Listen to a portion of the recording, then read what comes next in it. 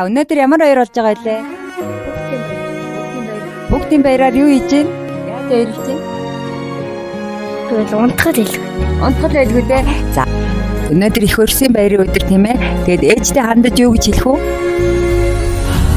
Хурдан бэлгээ өгөөрэй. Хурдан бэлгээ өгөөрэй гинэ. Ээж чинь юу хамгийн их таалагддаг вэ? Аашсан. Хэрвээ чи шидтэн байсан бол ээжийнхээ ямар хүслийг биелүүлж өгөх байсан бэ? Өөрөөс нь асууж байгаа л. Баярлалаа. Ингээд чамд их өрсийн баярын мэндийг хүргээд энэ цэцгийг ээжтэй бэлгэлээрээ. За тэгээд чамд энэ бэлгийг өгж байгаа. Инхтэрөө сайхан баярлаарай. Их өрсийн баярын мэнд хүргэе. За. Тэр их өрсийн баярын мэндийг хүргэе. Баярлаа. За ээжтэйгээ баярлж байгаа юм байна тийм ээ. За ээж чинь хамгийн чамд их таалагддаг ямар зан таалагддаг? Ээж шидтэн байгаад ээжийнхээ нэг хүслийг биелүүлэх чи ямар хүслийг биелүүлэх вэ ээжихээ?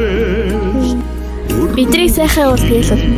Яг үнэ. Тэгээд ээжтэй хайртай гэж хэлээд энэ цэцгийг ээжтэй өгөөрэй.